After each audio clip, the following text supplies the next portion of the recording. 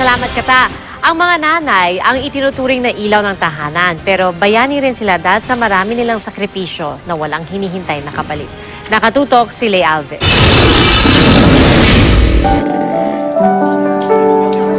Dito sa mga ulingan ng Tondo, nakilala namin si Aling Bebe.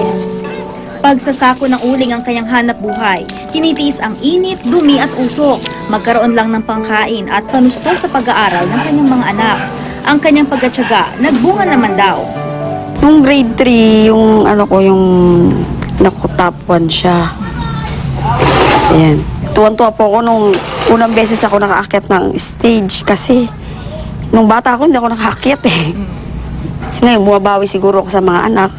Ang pagpupursige ng mga inang gaya ni Aling Bebe ang naisuklian ni Melissa Villa sa darating na selebrasyon ng Mother's Day sa linggo na nagkataong kaarawan din niya. I'm turning 50 sa May 11. It falls on Mother's Day. As a Thanksgiving for my birthday, I want to treat 50 moms, nanay sa ulingan. Kasi they're the hardest working mothers I've met in my life.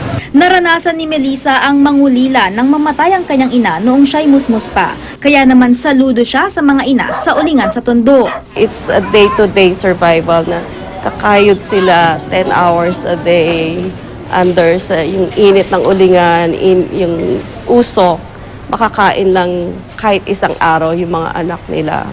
Ang pagmamahal ng ina, wala ring inaantay na kapalit. Isang bagay na kinakatawan ni Nanay Hilda sa kanyang mga scholar dito sa Barangay Holy Spirit sa Commonwealth.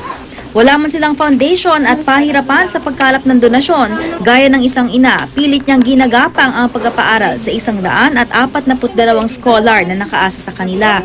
Gusto namin talaga na maiahon itong mga batang ito sa kahirapan kasi yung pag-aaral, yun ang napaka-importanting pamana na pwede ibigay natin para matulungan din nila yung mga magulang nila. Sa simulat sa pa lang, mahirap nang maging ina, pero may mangilan nila na pinipili pa rin maging ina sa mga salat, sa mga nangangailangan. Full-time job ang pagiging ina. Ang tanging gantimpala, pasasalamat at pagmamahal. Lay Alves, Nakatutok, 24 Oras.